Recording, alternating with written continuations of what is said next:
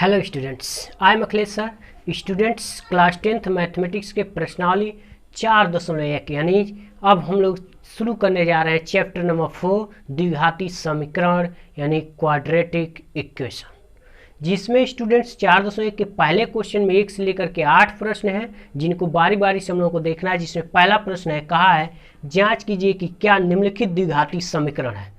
यानी हम लोगों को चेक करना है कि ये जो दिए गए समीकरण है ये द्विघाती है कि नहीं है।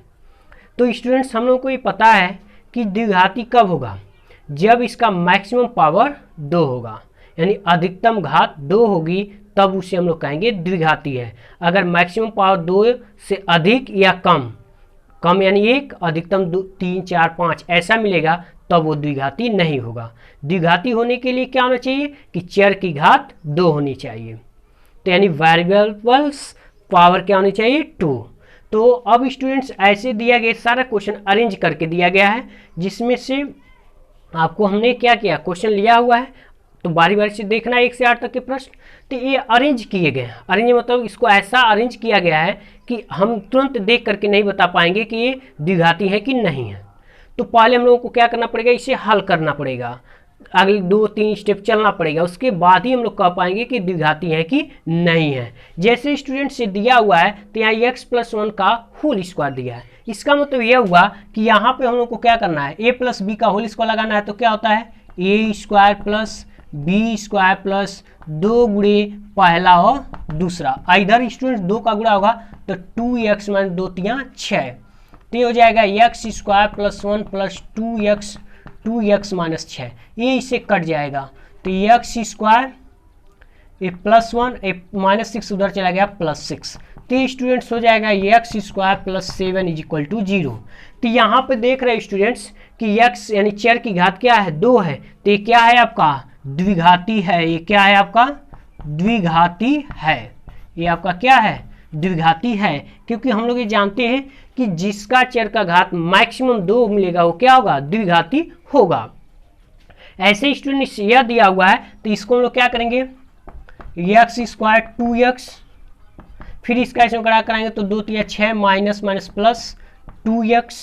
तो अब ये स्टूडेंट्स x² ये प्लस से उधर चला गया तो माइनस, ये -2x, ये प्लस था उधर गया तो माइनस बराबर 0, ये माइनस था उधर चला गया प्लस, तो x² - 4x + 6 बराबर 0। तो यहाँ भी देख रहे हो स्टूडेंट्स चर की घात क्या है 2 है, इसलिए ये भी क्या है आपका द्विघाती है। ये भी क्या है आपका क्वाड्रेटिक इक्वेशन है, द्विघाती है। ऐसे स्टूडेंट्स याद दिया हुआ थर्ड क्वेश्चन, तो हम लोग क्या करेंगे, इसका इसमें गुणा कराएंगे तो x में x का गुणा x², फिर इसके साथ तो x, इसके साथ तो 2x - 2, फिर इधर गुणा कराया जाएगा तो x², फिर इसके साथ 3x, फिर इसके साथ -x - 3। अब x² से x² प्लस में तो कट जाएगा, बराबर में है। और यहाँ स्टूडेंट देखो 2x में से 1x कम हो गया तो -x - 2, यहाँ 3 में से कट गया तो 2x - 3। अब सबको एक तरफ कर लिया है तो x ये -2x - 3 प्लस ये -2 ये -3 तो हो गया +3, तो ये -3x माइनस यानी +1 बराबर 0। तो यहाँ पर देख रहे हो स्टूडेंट्स चर की घात क्या मिली, 1 मिल रही है, इसलिए क्या है द्विघाती नहीं है। ये क्या है आपका द्विघाती नहीं है। अगर द्विघाती होता तो चर की घात क्या मिलती 2। ऐसे स्टूडेंट्स इसको भी करना तो हो जाएगा 2x², इसका इसमें गुणा कराए, फिर इसका इसके साथ कराएंगे तो x, इसके बाद 2 × 6, फिर इसके साथ 3, फिर इधर गुणा कराएंगे तो x² + 5x। अब इधर चलाएगा तो 2x माइनस इधर चलाएगा तो x², उसके बाद x -6x - 3 है, प्लस था उधर हो गया तो -x बराबर, तो 2 में से 1 घट गया तो x², 6 1 7 7 5 12 -3 बराबर 0। तो यहाँ भी देख रहे हो स्टूडेंट्स आपका क्या है x की घात 2 है, मैक्सिमम पावर की ना 2 है, इसलिए भी क्या है द्विघाती है। तो इस तरह से स्टूडेंट्स आपको द्विघाती चेक करना। तो ये ध्यान रखना स्टूडेंट, बी केयरफुल होकर के कि हमेशा चर की घात क्या मिलनी चाहिए 2 मिलनी चाहिए। और ये ध्यान रखना स्टूडेंट्स कि सारे प्रश्नों को अरेंज किया गया, यानी ऐसा अरेंज किया गया कि आप देख करके तुरंत नहीं कह सकते हैं कि द्विघाती है या नहीं है। इनको आपको क्या करना पड़ेगा, पहले 2 स्टेप 3 स्टेप क्या करना पड़ेगा, सॉल्व करना पड़ेगा, उसके बाद ही आप रिजल्ट पे पहुंचेंगे कि आपको द्विघाती है कि नहीं है आप बता पाओ।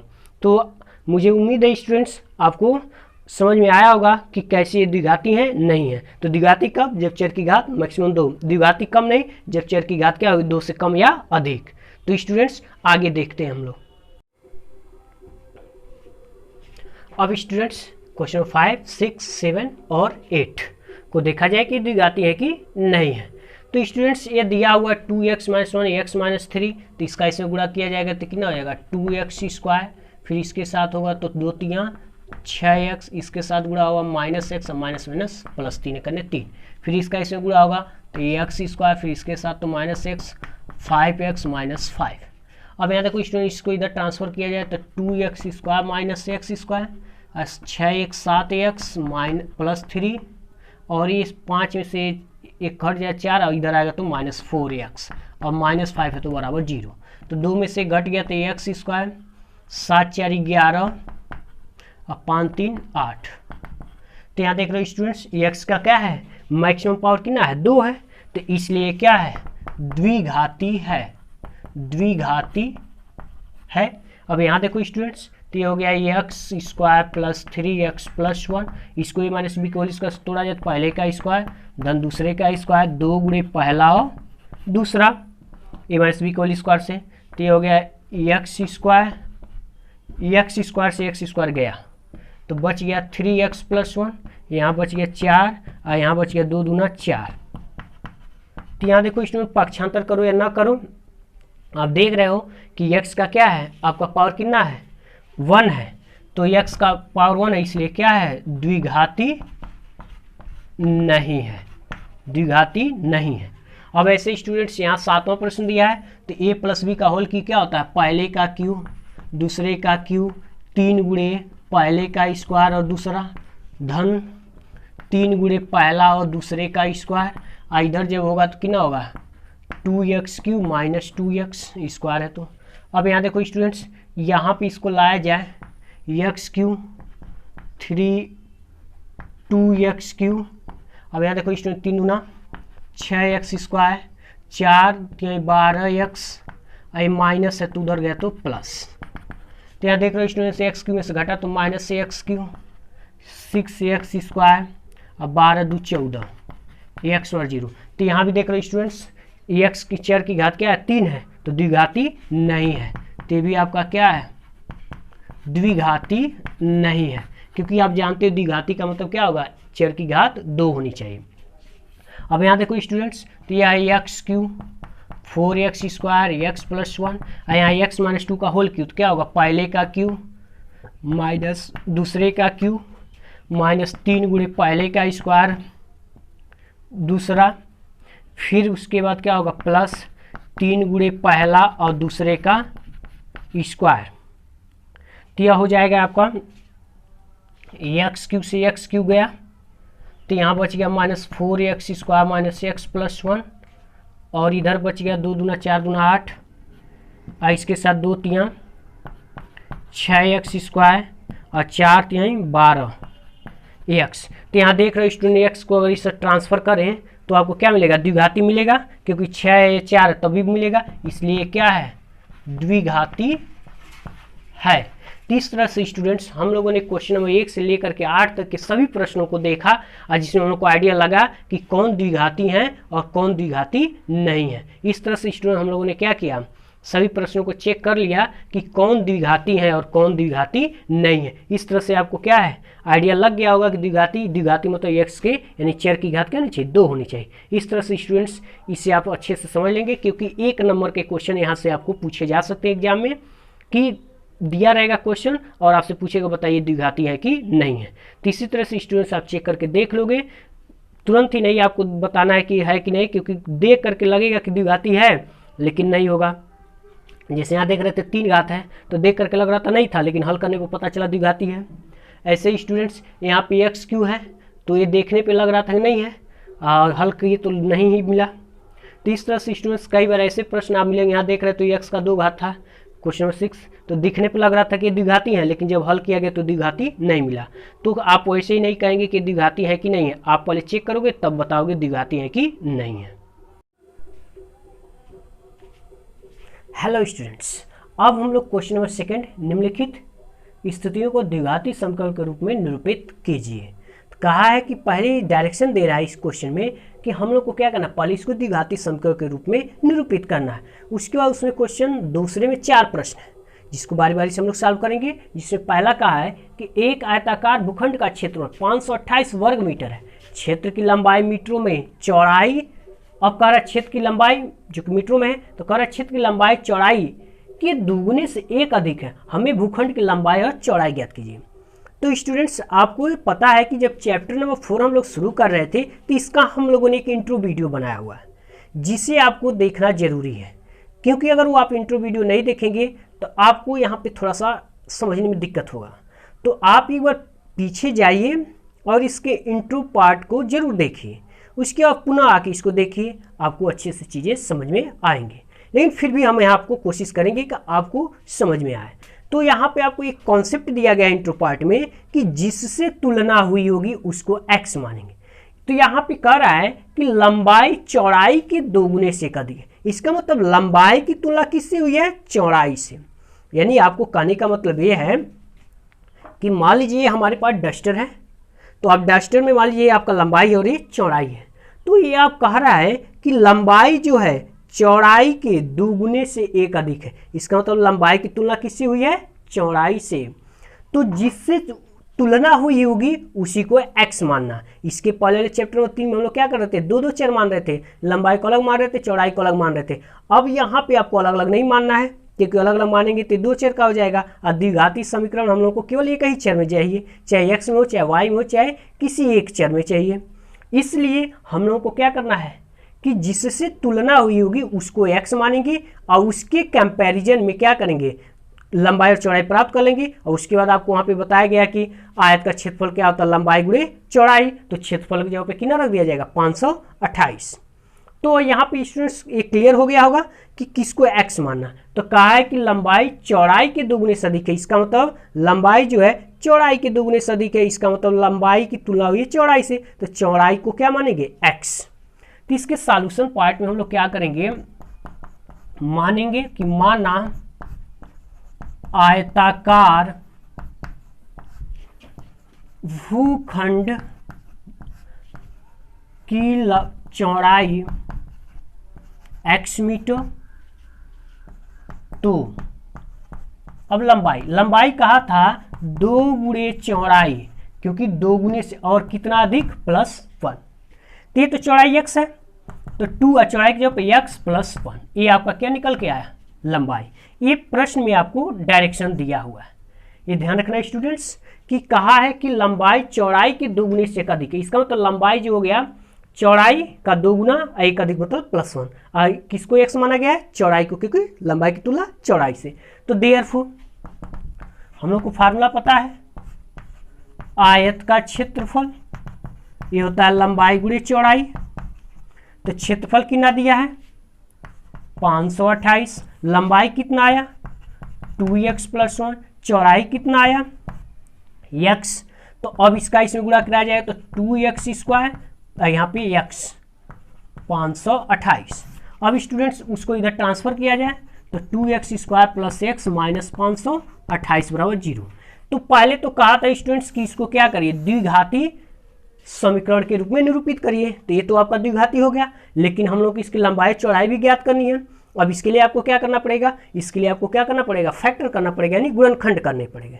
और गुणनखंड करने के लिए हम लोगों के पास क्या है, 3 विधियां हैं, एक तो खुद गुणनखंड, और दूसरा क्या है द्विघाती सूत्र, और तीसरा क्या पूर्ण वर्ग बना करके गुणनखंड करना, जिसको हम लोग आगे प्रोसेस में देखेंगे। यहाँ पर आप मतलब मेनली आप क्या करोगे, आप गुणनखंड विधि ही अप्लाई करोगे। और गुणनखंड विधि में आप करते क्या हो, इसका इसमें गुणा, और यहाँ पे इसको 2 अंक में ऐसे तोड़ते कि जो गुणा किया गया वो मिल जाए, जोड़े घटाए तो ए मिल जाए। इस तरह से हम लोग क्या करेंगे, इसका गुणनखंड करके इसका सॉल्यूशन प्राप्त कर लेंगे कि कैसे होगा। तो स्टूडेंट्स अब हम लोग क्या करेंगे, इसका फैक्टर करेंगे। तो फैक्टर करने के लिए आपको क्लास 9th में बताया गया होगा कि x² का जो गुणांक होगा, जिसके पास x नहीं होगा, पहले उन दोनों को आपस में क्या करेंगे, गुणा करा लेंगे। तो ये गुणा कराएंगे तो कितना हो जाएगा, दो अट्ठे 16, एक दो दूना 4 1 5 2 5 10। फिर इसको ऐसा दो पार्ट में तोड़ना है कि उनका गुणा कराएं तो क्या मिले, x मिले यानी 1 मिले, और जोड़े घटाएं तो क्या मिले, गुणा कराएं तो ये मिले। तो इस तरह से स्टूडेंट्स हम लोग क्या करेंगे, 33 और 32 में तोड़ेंगे तो इतना मिल जाएगा। तो यहाँ इसको स्टूडेंट्स लिखा जाएगा 2x² plus 33x minus 32x और माइनस 528 बराबर 0। और इसमें से अगर हम लोग x कॉमन ले लें तो 2x प्लस 33, और यहाँ से अगर हम लोग 16 कॉमन ले लें तो 16 दूना 32 प्लस 33 बराबर 0। अब यहाँ से स्टूडेंट्स कॉमन क्या देख रहा है, 2x प्लस 33, तो 2x प्लस 33 बचा क्या, x माइनस 16 बराबर 0। और नंबर 1 2x प्लस 33 बराबर 0, तो 2x बराबर माइनस 33, तो x बराबर हो गया माइनस 33/2। तो इसको छोड़ देंगे। उसके बाद तब दूसरा x माइनस 16 बराबर 0, तो x बराबर कितना आ जाएगा 16 मीटर। तो x निकल करके आ गया स्टूडेंट्स कितना 16 मीटर। आई x हमारा क्या माना गया था, चौड़ाई। तो देयरफॉर स्टूडेंट्स अब आपका क्या हो जाएगा, देयरफॉर आयत की चौड़ाई और x बराबर कितना 16 मीटर, तथा हम लोग को क्या निकालना है, लंबाई। तो लंबाई जब निकाला जाएगा तो ये कितना है 2x प्लस 1, ये कितना है 2x प्लस 1, तो 2 गुणे 16 धन 1, तो 16 दूना 32 धन 1 यानी 33 मीटर। तो इस तरह से स्टूडेंट्स उस आयताकार भूखंड का क्षेत्रफल जिसका कितना 528 है, उसकी लंबाई हो गई कितना 33 मीटर और चौड़ाई हो गई 16 मीटर। इस तरह से स्टूडेंट्स आप क्या कर लोगे, इसको कंप्लीट कर लोगे अच्छे से समझ करके। अगर आपको चेक करना आपका सही है कि गलत है, तो इन दोनों का आपस में गुणा कराओ तो कितना आ जाना चाहिए 528 आ जाना चाहिए। तो सोर यहाँ देखो स्टूडेंट, सोर यहाँ 48 को 8 4 और सोर 48 48 और आपके पास कितना बचा है 4, 48 4 52, तो 528, क्योंकि आज का क्षेत्रफल लंबाई गुणे चौड़ाई, तो लंबाई का चौड़ाई में गुणा कराए तो कितना मिलना चाहिए 528 दिया तो 528 मिलना चाहिए। इस तरह से स्टूडेंट्स हम लोगों ने क्या किया, पहले क्वेश्चन का सॉल्यूशन किया, अगले क्वेश्चन का सॉल्यूशन आगे देखते हैं। अब स्टूडेंट्स क्वेश्चन नंबर सेकंड का सेकंड देखेंगे, जिसमें कहा है दो क्रमागत धनात्मक पूर्णांकों का गुणनफल 306 है, हमें पूर्णांकों को ज्ञात करना है। तो स्टूडेंट्स इसके कॉन्सेप्ट चैप्टर में आपको बार बार कहा जा रहा है, बताया गया है, फिर भी आपको ये ध्यान रखना कि जब दो क्रमागत धनात्मक संख्याएं कहता है तो क्या माना जाता है x प्लस 1, और दूसरा 3 और कहता है, मान लीजिए 2 का 3 कहता है तो x प्लस 1 x प्लस 2, लेकिन इसमें 2 माना है तो हम लोग को क्या करना है, दो क्रमागत संख्याओं के लिए क्या करना पड़ेगा x और x प्लस 1। तो हम लोग मानेंगे कि माना दो क्रमागत धनात्मक पूर्णांक x तथा x प्लस 1 है। अब यहाँ पे स्टूडेंट्स x प्लस 1 क्यों माना जा रहा है, क्योंकि आपको पता है कि क्रमगत का मतलब क्रम से आना, जैसे 1 के बाद 2 आता है तो 1 के बाद 2 कब आता है, जब 1 में 1 जोड़ते 2, 2 के बाद 3 कब आता है, जब 2 में 1 जोड़ते हैं तो 3, यानी 1 में जब की संख्या होगी उसमें 1 जोड़ेंगे तभी तो अगला मिलेगा। इसीलिए एक अगर x है तो दूसरा क्या होता है x प्लस 1। अब आपसे कहा है कि इनका गुणनफल, कह रहा है गुणनफल, वो कह रहा है कितना है 306। तो एक संख्या क्या है x और दूसरी कितनी है x प्लस 1, और गुणनफल बराबर 306। इसका इसमें गुणा कराया जाए तो x स्क्वायर प्लस x, आई प्लस है उधर चला जाएगा तो माइनस, 306 बराबर 0। अब हम लोगों को कहा था कि द्विघाती बने थे, द्विघाती बन गया, अब इसका फैक्टर करना है। तो इसको जब फैक्टर करेंगे स्टूडेंट्स तो 18x माइनस 17x 306 बराबर 0। यहाँ से स्टूडेंट्स जब x कॉमन लिया जाएगा तो x प्लस 18, और यहाँ 17 कॉमन लिया जाएगा तो x प्लस 18 बराबर 0। फिर दोनों में कॉमन आपको क्या दिख रहा है x प्लस 18, तो x प्लस 18 क्या करिए कॉमन लीजिए तो क्या मिल गया, बचा क्या x माइनस 17 बराबर 0। अब नंबर 1 x प्लस 18 बराबर 0, तो x बराबर माइनस 18, निगेटिव नहीं लेना है। तो नंबर 2 x माइनस 17 बराबर 0, तो x बराबर प्लस 17, तो x कितना आ गया 17। अतः क्रमगत संख्याएं, तो x बराबर 17 और दूसरा कितना है x प्लस 1 यानी 17 प्लस 1 बराबर 18। तो इस तरह से स्टूडेंट्स हमारे दो क्रमांक संख्या क्या है, 17 और 18 हैं, जिनको आपस में गुणा कराएं तो कितना मिलेगा, 306 प्राप्त होगा। आप इसको चेक करना होगा तो क्या करिए, 17 का 18 में गुणा करके चेक कर लीजिए 306 आ रहा है कि नहीं आ रहा। तो अगले क्वेश्चन को देखते हैं हम लोग आगे। अब स्टूडेंट्स क्वेश्चन नंबर सेकेंड का थर्ड हम लोग देखेंगे, जिसमें कहा है रोहन की माँ उससे 26 वर्ष बड़ी हैं, उनकी आय का गुणनफल अब से 3 वर्ष पश्चात 360 हो जाएगी, हमें रोहन की वर्तमान आय ज्ञात करनी है। तो अब देखो स्टूडेंट्स करना क्या, पहले समझ लो। यहाँ पे रोहन की तुलना की गई है, रोहन की माँ उससे 26 वर्ष बड़ी, यानी कह रहा है कि रोहन की माँ की तुलना हो रही है रोहन से, तो रोहन x होगा तो उसकी मम्मी कितनी हो जाएगी, x + 26, क्योंकि 26 वर्ष बड़ी है, क्योंकि रोहन की तुलना माँ की तुलना किससे हुई है, रोहन से। तो ये हमेशा ये ध्यान रखना है स्टूडेंट्स कि जब आपको कंपैरिजन वाले क्वेश्चन आए और जब एक चर में रखना है तो इस चीज़ को हमेशा ध्यान रखना है कि जिससे तुलना हुई होगी उसको x मानना है। इससे पहले बार बार कहा जा रहा है कि आपको चैप्टर नंबर 3 में अलग अलग मान ले रहे थे, यानी रोहन को अलग मान लेते, माँ को अलग मान लेते, लेकिन जब एक चर में रखना है तो कंपैरिजन वाले को x मानते हैं, जिससे कंपैरिजन हुआ तुलना हुआ उसे x मान लें। तो हम लोग इसके सॉल्यूशन में क्या करेंगे, मानेंगे कि माना रोहन की वर्तमान आय x वर्ष है, तो माँ की आय, तो ये कहा है कि रोहन की आयु से कितना है, 26 वर्ष बड़ा है, यानी x + 26। ये तो वर्तमान आयु माँ ये रोहन की हो गई, माँ की हो गई। अब ये कहा कि 3 वर्ष पश्चात, तथा आपसे कहा है 3 वर्ष पश्चात, तो आप जानते हैं स्टूडेंट जब पश्चात या बाद का तो क्या कहते हैं, वर्तमान उन्हें जोड़ते हैं। 3 वर्ष पश्चात रोहन की आय, तो रोहन की आय x वर्ष का है, 3 वर्ष बाद कितने हो जाएगा, x + 3, और 3 वर्ष पश्चात माँ की आय, तो माँ इसमें कितनी की है, x + 26, और 3 वर्ष बाद कितनी हो जाएगी, x + 26 + 3, तो x + 29 वर्ष। अब कह रहा है ये जो 3 वर्ष पश्चात है तो इनका गुणनफल कराएं तो कितना हो जाएगा, 360। देयरफॉर अब कह रहा है कि इनका गुणनफल कराया जाए, तो वो कितना मिल रहा है, 360। तो रोहन कितना मिला, x + 3, माँ कितनी हुई, x + 29, अब बराबर 360। अब हम लोग को क्या करना है, इन दोनों का गुणा करा के फैक्टर करना है। तो स्टूडेंट्स इसका इसमें गुणा कराया जाए, तो इसका इसके साथ फिर इसका इसके साथ बारी बारी से, तो हो जाएगा x में x का गुणा होगा तो x², फिर x का 29 के साथ होगा तो 29x, फिर 3x, और फिर 29 का 3 में गुणा होगा तो 9 × 3 = 27, तो 3 × 9 = 27, 7 2 3 दूना 6, 6 और 2 8, अब बराबर 360। तो x² 29 और 3 32 + 87x - 360 बराबर जी, इसको पक्षांतर कर लिया गया। तो x² + 32x, अब इसमें से इसको घटाना है, तो 10 में 7 जाए 3, और फिर एक कैरी ले लिया था तो 5, 8 7 15, और ये हो गया 2 बराबर 0।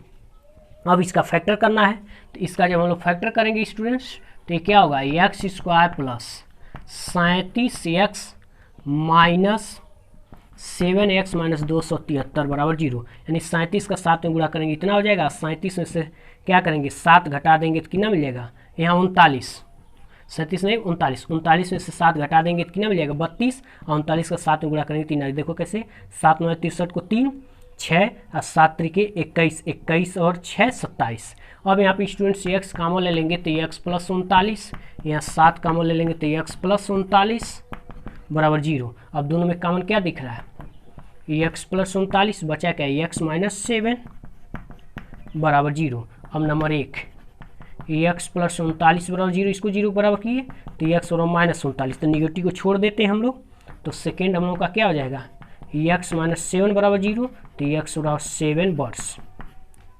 इस तरह से स्टूडेंट्स रोहन की वर्तमान उम्र हम लोगों ने क्या माना था, x वर्ष, तो वो कितना आ गया 7, तो उसकी माँ की उम्र कितनी हो जाएगी x + 26, तो कितना हो जाएगा x + 26 मतलब 29 वर्ष की।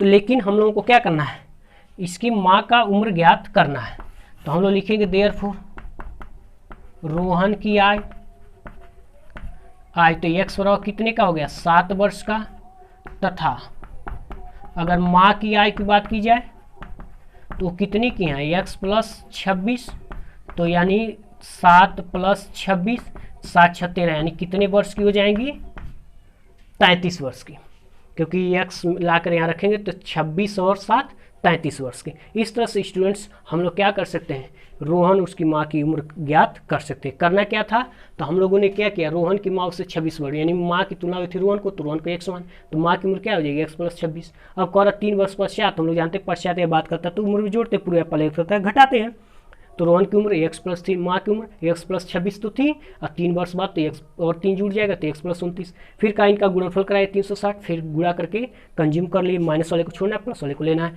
तो x का मान कितना आ गया 7, फिर x का मान 7 आ गया, तो रोहन की वर्तमान उम्र x ही माना गया तो कितना 7, माँ की उम्र कितना है x + 26, तो x + 26 107 7 और 6 13 33, तो इस तरह से माँ की उम्र कितनी हो जाएगी 33 की, और रोहन की उम्र कितनी हो जाएगी 7 वर्ष की हो जाएगी।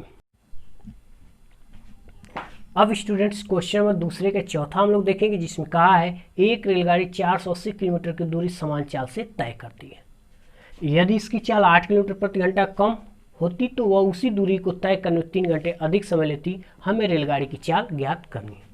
तो देखो स्टूडेंट क्वेश्चन में क्या कहा है, क्वेश्चन में कह रहा है कि मान लिया आपको 480 किलोमीटर दूरी चलना है, एक नियत चाल से वो लगातार चल रहा है, वो दूरी प्राप्त कर ले रहा है, और कह रहा है अगर वो अपनी चाल में जो भी चाल था उस चाल में अगर 8 किलोमीटर कम कर दे रहा है तो जो समय था उस समय में वो 3 घंटे का अधिक समय लग रहा है।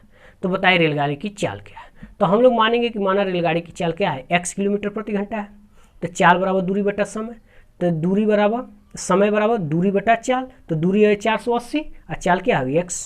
फिर 8 किलोमीटर चाल में क्या हो रही कमी होती है, x में 8 किलोमीटर कमी यानी x - 8, तो दूरी तो 480, अब चाल कितना हो जाएगा x - 8 समय।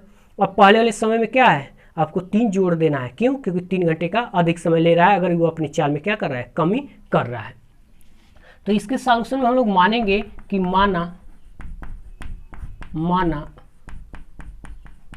रेलगाड़ी की चाल